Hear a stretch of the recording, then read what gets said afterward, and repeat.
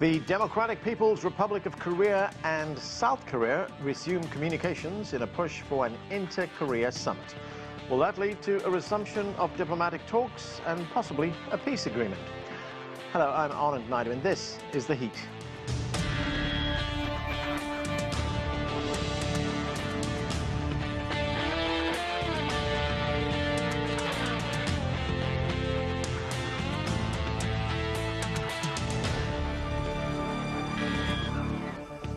This week, the DPRK, or North Korea, restored hotlines with South Korea.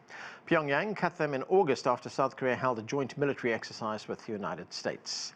The restoration marked the first time in nearly 2 months that officials from both sides made contact. But will this lead to improved diplomacy, given both countries testing new weapons in what appears to be a renewed arms race? We begin with this report from Jack Barton in Seoul. The restoration of the various military and civilian hotlines between Seoul and Pyongyang comes amid renewed momentum towards diplomacy on the peninsula. South Korea's President Moon Jae-in has suggested the truce agreement signed in 1953 should be replaced with a peace deal, officially ending the Korean War, still technically ongoing. Moon added an inter-Korean summit sometime soon would also be a good idea. Kim Jong-un's sister, Kim Yo-jong, responded positively to Moon's proposals, calling them an admirable idea, though she warned South Korea would have to drop its alleged double standards. Widely interpreted to mean Seoul should stop criticizing Pyongyang's ballistic missile tests, banned by the United Nations, while carrying out its own. South Korea recently tested its own submarine-launch ballistic missile, becoming the 7th country in the world with such a capability. It also launched its 3rd ballistic missile-carrying submarine. All additions to South Korea's new defensive, yet somewhat ominously named, kill chain preemptive strike system, which includes the Korea Massive Punishment and Retaliation Plan. On the other side of the DMZ, Pyongyang has been carrying out tests this year on cruise and hypersonic missiles, which are more agile and harder to shoot down than conventional ballistic missiles, which have also been tested from a train, along with a new air defense system. The UN says the DPRK has also restarted its main uranium enrichment facility, capable of creating weapons-grade nuclear material. Despite all this, South Korea's president is keen for a diplomatic breakthrough before he leaves office next year, and even Kim Jong-un has spoken publicly about food shortages and issues that clearly need sanctions relief to be eased. Diplomacy has been on hold since a summit between Donald Trump and Kim Jong-un in 2019 ended without a deal.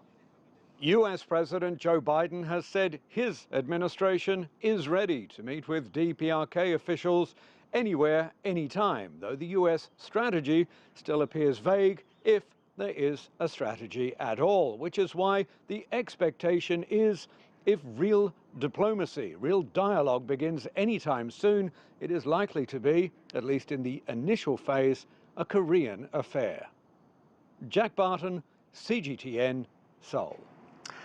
To discuss relations between the two Koreas, let's meet our panel here in Washington, D.C. Jenny Town is a senior fellow at the Stimson Center.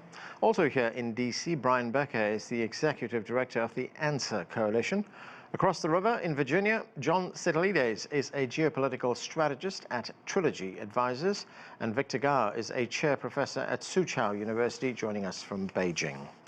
Welcome to all of you to the show. And Jenny Town, let me start with you. So as we just heard, the DPRK and South Korea have resumed this communications hotline between the two countries. How significant is this, and why now? Well, I don't think it's as significant as it was, say, a couple of months ago, considering that they had restored it at one point and then a couple weeks later disconnected it again because South Korea went ahead with the U.S. ROK joint military exercises. It is curious why they're doing it now. I think there's a lot of speculation that it has to do with trying to have some voice in the South Korean political cycles as South Korea starts to go through a presidential election. And I think there's a bit of playing to Moon is obviously very eager to resume some level of inter-Korean relations before the end of his term. And so I do think there's still continuous probing as to what's actually possible and how far is Moon willing to go. Brian Becker, I want to stay with that question of why it's taking place right now. As we heard our reporter tell us from Seoul, sanctions against the DPRK, they are hurting. The DPRK has been talking about food shortages in the country. Do you think that the leadership in the DPRK have been acting under any kind of duress at all? I think they've suffered so much duress in so many different ways and forms during different stages and phases that I don't think the big motivation is they're in extreme duress. I think they realize that the South Korean elections are coming up. This is an opportunity, perhaps the last opportunity in the foreseeable future to make something happen. It's important for our audience to remember that 22 years almost to the day, Madeleine Albright, who was then Secretary of State during the Clinton years, the second Clinton term, was in Pyongyang, and the U.S. and the DPRK appeared to be moving towards normalization. It was only when George W. Bush came in and sabotaged that relationship, stopped the thaw from happening, that the DPRK left the Nuclear Non-Proliferation Treaty and engaged in earnest to become a nuclear power. What needs to happen here is for Washington to say, it's time to end the Korean War. If the U.S. government were to say it, if Biden were to pick up a theme that Trump carried out in the two summits, I think the DPRK would be very, very open right now, and I think there is a real opportunity for real progress. Brian, just to get back to Madeleine Albright's visit to Pyongyang during the Clinton administration, what was the goal of those talks at that time? Well, the goal was really, it appeared to be normalization because you had the South Korean president, Kim Dae-jung, meeting with Kim Jong-il. There was the historic summit signed in mid-June, June 15th of 2000. And it appeared that the U.S. government, the Clinton administration, had given the green light to the Sunshine Policy and to the normalization of relations between the North and the South. And it really looked like there could be normalization of relations. Everyone was quite hopeful at that time. Then when Kim Dae-jung came to the White House in March of 2001, he was treated rudely by George W. Bush, and Bush made it clear that there was an axis of evil, that they weren't going to tolerate North Korea, that they were going to carry out an aggressive policy against Iraq and Iran and North Korea, and then all bets were off. But the U.S. government could go back to that era if it wants to, if it has the desire and the will, and I think there will be real reciprocation from Pyongyang. John Sitilides, when President Trump was in office, there were talks between the DPRK and the United States, including a summit, as our reporter told us a moment ago. But nothing of substance came of those talks. Nothing much has happened with the Biden administration. Admittedly, they've only been in office for less than a year, but we have seen nothing yet. But do you get the sense that this administration has a strategy in place or a plan, and that leads to the other question? How much of a priority is this for this administration? Well, to your first question, Anand, I think what the Biden administration is coming to learn, despite the best of intentions, is that dating back, as Brian notes, to the Clinton administration through Bush, Obama, and Trump, is that it's really North Korea that is the deciding factor here. All of these tactical steps, whether it's an olive branch, whether it's opening up the communication lines, and let me just be clear, it's better that North Korea and South Korea are talking than not talking. But these are all tactical steps towards a larger strategic objective, and that is to buy time to advance its nuclear weapons program. And my concern is that we're falling into the trap again of another quote-unquote opportunity to engage with North Korea when they have no intention of trying to achieve the same goals that we or our South Korean allies are. So I think the Biden administration is right to make it very clear we'll meet anytime, anywhere with no preconditions, and waiting for the North Koreans to respond to that. I don't know that there'll be any different response anytime soon, but I do want to underscore also what I think the other panelist, Jenny, mentioned before. And much of this, I believe, is designed to try to influence the South Korean elections in the spring. Moon Jae-in definitely wants some type of a peace legacy before he leaves office in May. And I think also Kim Jong-un is very much concerned that the People Power Party may actually come into office, bolster stronger relations with the United States, improve ties with Japan. And there are some officials in the party who even talk about a possible South Korea independent nuclear capability. So, John, when you say the DPRK is the deciding factor, what would you like to see the DPRK do before these talks can resume? I think it's what most, first of all, what most administrations in the U.S., but most countries in Asia and most aspects of the international community have desired. And that is the denuclearization of the North Korean military, and to find a way to bring about peace, a long-standing, enduring peace between South Korea and North Korea, where no country threatens the security of the other. It's very difficult objectively to look at the South Korean military posture today and imagine that they're preparing for any type of invasion of North Korea anytime in the foreseeable future. If one looks at the North Korea military posture, it's very much poised for a potential invasion of South Korea if they can never persuade a South Korean government to decouple from the United States alliance.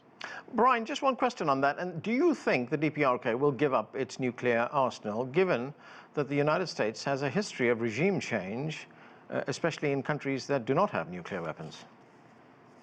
No, they won't. And our other panelist there has it all wrong. I mean, the DPRK was in the Nuclear Non-Proliferation Treaty and talking to the Clinton administration and meeting with Madeleine Albright and prepared to make a normalization of relations, which is what the DPRK wants. The DPRK wants good, that is, normal relations with the United States rather than being in a state of perpetual war. North Korea has no ambitions to invade South Korea. That's complete and utter nonsense. But what they are willing to do with it now that they're a nuclear power is to have, and if you look at their language, they're talking now about balance, meaning a de facto parity that would allow them to assume the position that they have enough defense that they can enter into a new domestic policy in terms of their economic orientation, and also a more comfortable, confident position in relationship either to its neighbors or to the United States. I think the DPRK, if you look at their communiques, they're not going to give up nuclear weapons, but they're ready to have some sort of arms control agreement on the South Korean peninsula. I mean, on the Korean peninsula. John, go ahead. I didn't have a prepared response for that, but let me just say one thing, if I might, Anand. I think the North Korean Communist Party is exceptionally skilled and experienced in exploiting and manipulating Western sentiments that somehow there is a regime in power over the last several decades that wants any genuine peace before it's recognized as a nuclear weapon state. And this is something that is not going to happen under current international community standards and objectives. It's why the sanctions have been so difficult for North Korea. And it really is up to them to begin to move back from this nuclear weapons program that has so destabilized East Asia, that threatens South Korea, that threatens Japan, and that threatens potential conventional conflict as well in Northwest Pacific region. So the ball is really in North Korea's court, and we need to be very careful to not be seduced by these wonderful wisps of a possible peace offering. I'm just very skeptical. All right, let me go to Beijing, to Victor Gao. Victor Gao, of course, China is looking at all this very closely. It has a vested interest on stability on the Korean peninsula. There was an opinion piece, Victor, in the Washington Post a few days ago, in which the Georgetown University professor, Victor Shaw, he says, quote, and I'm quoting here, China is conditioning cooperation on North Korea with U.S. concessions in bilateral relations. So there's a bit of linkage here as far as China is concerned. Where do you see China going with this, Victor? Well, first of all, I tend to disagree with the conclusion from Victor Cha you just now mentioned. I think that China's position with regard to the Korean Peninsula situation is very consistent. China is opposed to any nuclearization of the Korean Peninsula, either by the North or by the South, and China works vehemently with the United Nations and other stakeholders to push for the denuclearization of the Korean Peninsula. Now, separately, China does object to a lot of tactics or strategies by the United States in terms of alienating relations between China and the United States. But we want to view the Korean situation separately and independently. Now, another quick point is that China welcomes the recent positive developments on the Korean Peninsula, and we will urge all the parties relevant to that situation to do more to achieve greater stability and pave the way for more negotiation and diplomacy, leading eventually to two things. One is the denuclearization on the Korean Peninsula on the one hand, and the other thing is to achieve peace and stability on the other hand. Jenny Town, the South Korean foreign minister recently said that it is time, the time is ripe, he said, for a consideration of sanctions relief. Do you think there could be sanctions relief, an easing of some of the sanctions? And how do you think the DPRK will respond to that? I don't think that's at all possible in the current political environment with North Korea actively testing new missile systems. Certainly, though, there are exemptions already built into all of the sanctions for humanitarian assistance, and certainly, as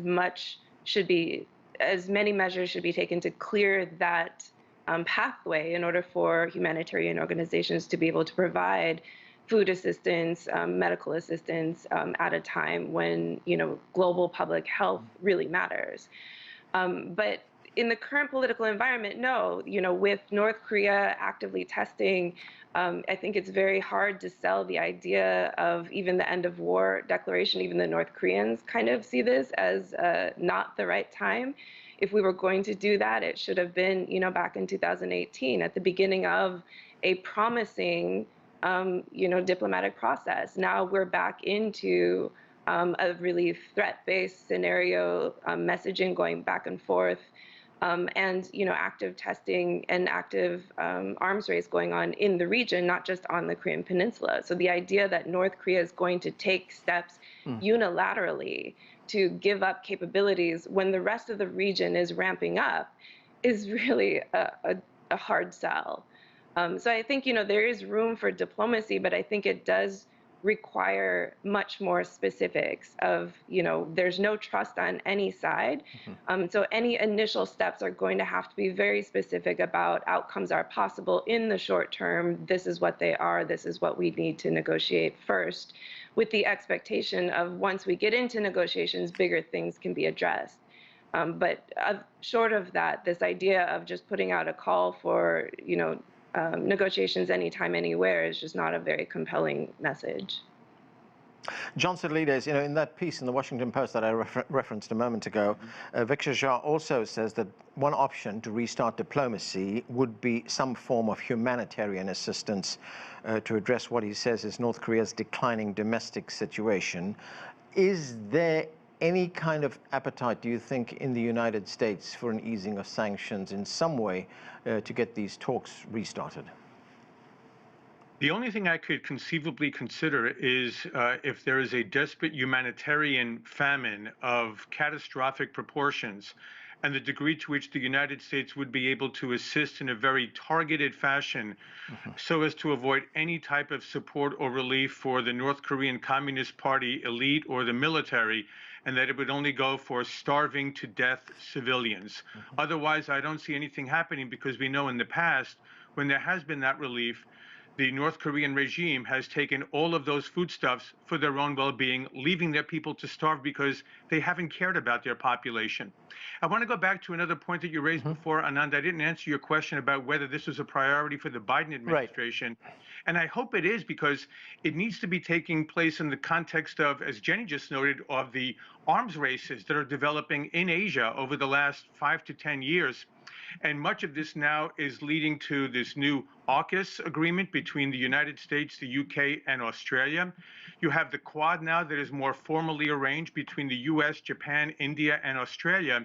And now with the election of Fumio Kishida in Japan, who's taking a much more muscular approach to Japan's self-defense, openly speaking about working more closely with the United States, possibly intervening in the event of a Chinese invasion of Taiwan. I think North Korea is watching everything that's happening beyond just the peninsula as well, and putting it into a larger geopolitical framework that we really need to emphasize in the White House as well. Brian Becker, I'm wondering if you could clarify something for us here. When the goal is the denuclearization of the Korean Peninsula, that means North Korea, the DPRK, getting rid of its nuclear weapons. South Korea, as far as we know, does not have any nuclear weapons, but it is a treaty ally with the United States, and the United States, we know, has naval vessels that do have nuclear weapons that dock in South Korea. Would that mean that that can't happen anymore? Right, of course. If it was a complete denuclearization, then the United States, which, by the way, was the entity that introduced nuclear weapons into the Korean Peninsula initially, but even now, if they're not on the ground in South Korea, they're all offshore. And let's go back to what actually happened with the Hanoi summit and before that with the Singapore summit. There was lots of threats going on. Remember, Trump said fire and fury, and he was prepared to annihilate North Korea. As soon as diplomacy started, both sides were able to quickly readjust, reorient, come to the Singapore summit. And if you look at the Singapore summit declaration, point number one is not about denuclearization. Point number one is about establishing a new relationship between DPRK and the United States, meaning a friendly relationship, a normal relationship. Second point was to create a peace regime on the Korean Peninsula to avoid the danger of war. And then number three is the process of beginning to denuclearize the Korean Peninsula. What the DPRK wants and what it won't, it will never give up its nuclear weapons. I don't believe probably ever. But what it needs first and foremost is the judgment by the United States, the sign from the United States, the sign from the Biden White House, that they are prepared to end the Korean War and resume and begin normal relations, sign a peace treaty, make a general peace declaration. The form doesn't matter that much. It's what the U.S. actually signals North Korea. Is the United States ready for a new day? If they are, North Korea will reciprocate. Victor Garr, I know you wanted to respond to something that John said earlier on. Just go ahead. Well, first of all, I think the whole situation on the Korean Peninsula actually depends on how all these different objectives need to be sequenced. I think we need to really line up the logical relations between the chicken and the egg relations. And we cannot really allow a situation where, for example, the nuclearization situation continues while other things take place, because otherwise it will be more likely that the goal of denuclearization will never be achieved. But to achieve denuclearization, you really need to have greater wisdom, because I truly believe that simply between DPRK and the United States, there will never be real denuclearization. I think it will involve multi-parties, probably all the way to the extent of the 6 parties involved.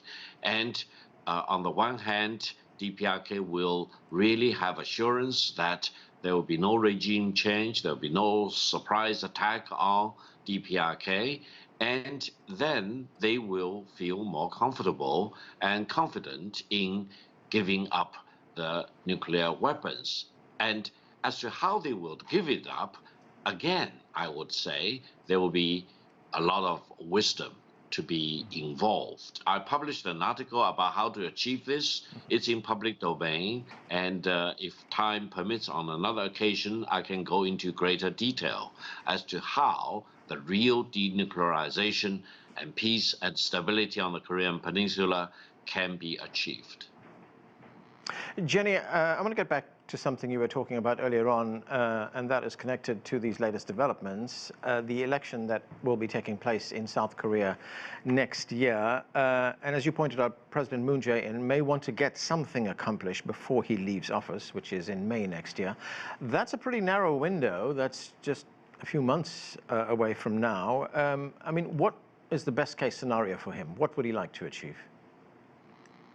Well, I think it's clear he would like to have another summit. He would like to have some progress that is potentially sustainable through a political transition, regardless of who gets elected. Certainly, any kind of improvement on the inter-Korean ties in the coming months will help his party, because he spent so much time, Moon spent so much time and energy on the North Korea issue and on inter-Korean relations as part of his legacy, that there isn't a really good domestic agenda for the party to point to as to what they brought to the Korean people. And I think there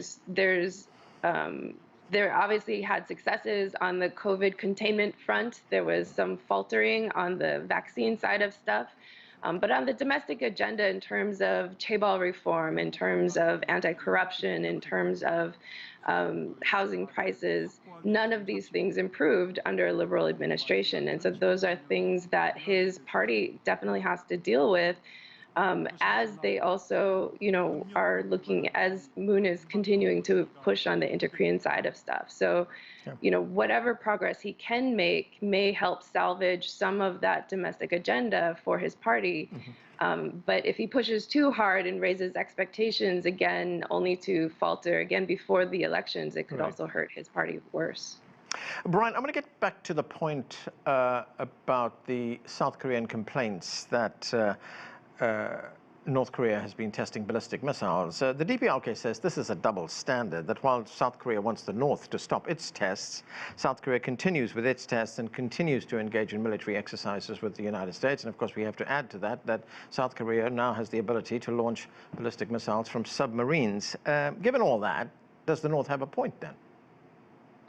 Well, I believe it does. I mean, you can't think of the South Korean military as simply the South Korean military. South Korea has the United States 100% behind it in the event of a conflict. DPRK cannot really say that. The DPRK has good relations with China. The DPRK has good relations with Russia. But there's not the same kind of relationship that North Korea enjoys with a major power that the South Korean government enjoys with the American military. The U.S. military will this year spend $750 billion, and the Korean military budget is the size of the New York City Police Department budget, about $4.5 billion.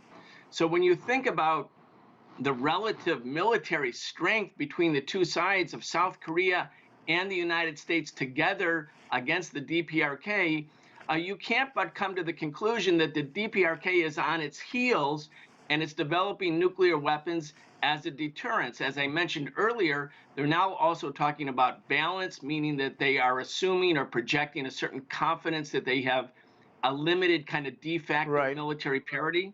But again, I think the North Koreans have a very good point about that. Yeah. Okay, and we have to leave it there. We've run out of time. Thanks to all of you for being with us. That's it for this edition of The Heat. But the conversation continues online. Join us on CGTN America's Facebook page to comment on this or any other show, or chat with us on Twitter at CGTN America. I'm Anand Naidu in Washington, D.C. Thanks for watching.